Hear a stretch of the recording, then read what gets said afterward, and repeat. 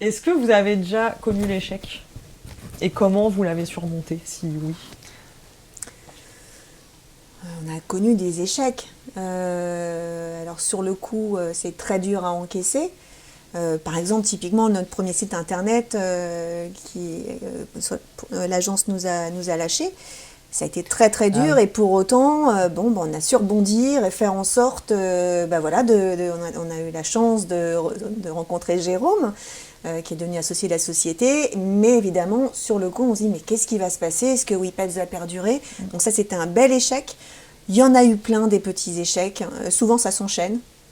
Mais au final, on a toujours réussi à rebondir et je pense que c'est quand même le soutien de l'équipe qui a fait qu'on a pu surmonter ces difficultés. D'où l'importance de l'équipe, du coup. Aussi. Ah, Exactement. c'est fondamental. Ouais. Et toi, du coup, Non, j'ai pas grand-chose à ajouter. Justement, pour moi, j'aurais pris l'exemple de l'agence qui nous a lâchés pendant la création du premier site internet. J'aurais pris ça comme une difficulté plutôt qu'un échec. Là, je vois pas, et voilà, c'est pas de manière très prétentieuse que je le dis, mais je vois pas les autres échecs ou l'autre échec qu'on ait pu avoir avec WePeps, à part, oui, des difficultés, mais en échec, non, aujourd'hui, on en a pas eu. Ouais, c'est vrai. C'est honnêtement, peut-être plus des difficultés que des échecs. Ouais. Enfin, pour moi, voilà. Ouais. Mais on n'a pas eu d'échec aujourd'hui. Et ça surmonte en rebondissant, Voilà. en allant chercher les ressources. Exactement. De toute façon, il faut quoi. C'est soit tu rebondis et tu trouves la ressource, Exactement. soit t'arrêtes. Exactement. Mais c'est vrai que oui, il a raison. C'est les difficultés qui est... Top. Là, du coup, vous êtes sur vraiment un business, un web business. Mm-hmm. C'est comment d'entreprendre sur le web aujourd'hui et quels conseils vous pourriez donner à des entrepreneurs qui, pareil, entreprennent sur le web ou veulent entreprendre sur le web aujourd'hui? Entreprendre sur le web, ça peut être très simple, ça peut aller très vite, mais par contre, il faut le faire plutôt bien, avec les bonnes compétences, déjà juridiquement, parce que ça évolue très rapidement. En tout cas, nous, on est une marketplace, donc on est une plateforme de mise en relation, donc ça évolue pas mal avec la législation européenne, donc il faut quand même pas faire n'importe quoi. Je pense notamment à la RGPD, tout ce genre de choses qui sort. Après, je pense que quand on entreprend sur le web, au début, on est souvent attiré par des offres qui sont bon marché, voilà, si on n'est pas technique, je veux dire, pour pouvoir créer sa structure.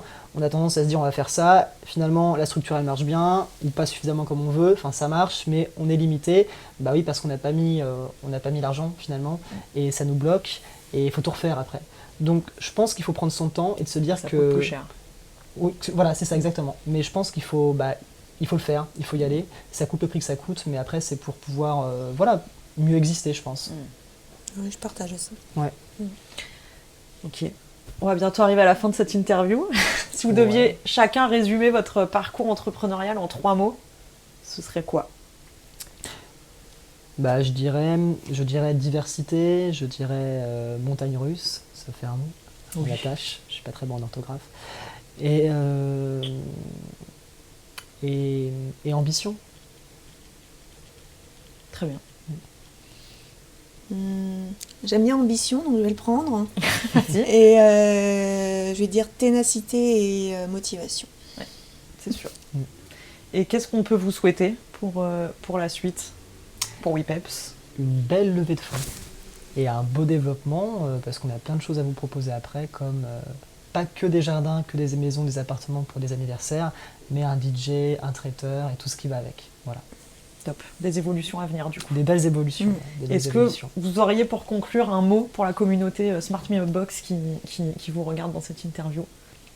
Je dirais que s'ils ont envie d'y aller, il faut foncer et il faut vraiment mettre les mains dans le cambouis pour tester. Il ne faut pas perdre son temps avec la paperasserie. Enfin, ce que je veux dire, c'est que si vous sentez un projet, faites-le, n'attendez pas. Et puis c'est comme ça qu'on apprend. De toute façon, vous n'aurez pas la science infuse.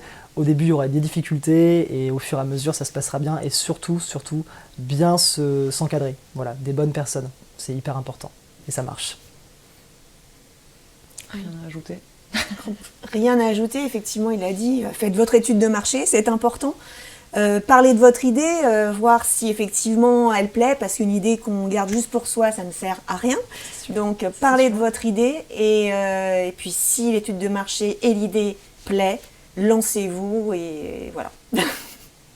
Merci Léna, merci Benjamin. Merci Barbara. Et merci à vous d'avoir suivi cette interview Success Story. Se retrouve le mois prochain avec d'autres entrepreneurs inspirants.